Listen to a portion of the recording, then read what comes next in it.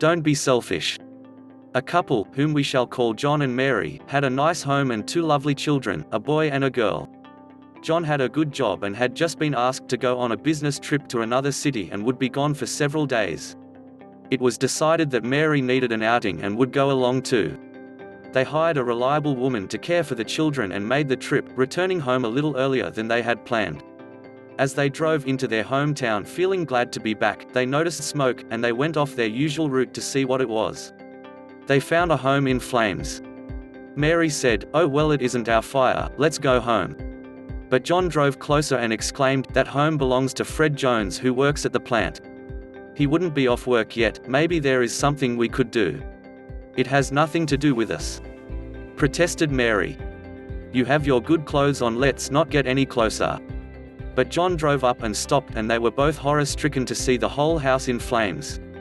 A woman on the lawn was in hysterics screaming, "The children! Get the children!" John grabbed her by the shoulder saying, "Get a hold of yourself and tell us where the children are." "In the basement," sobbed the woman, "down the hall and to the left." In spite of Mary's protests, John grabbed the water hose and soaked his clothes, put his wet handkerchief on his head and bolted for the basement, which was full of smoke and scorching hot.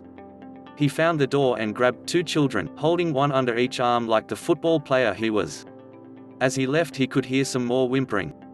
He delivered the two badly frightened and nearly suffocated children into waiting arms and filled his lungs with fresh air and started back asking how many more children were down there. They told him two more, and Mary grabbed his arm and screamed, "John! Don't go back. It's suicide. That house will cave in any second." But he shook her off and went back by feeling his way down the smoke-filled hallway and into the room. It seemed an eternity before he found both children and started back. They were all three coughing, and he stooped low to get what available air he could.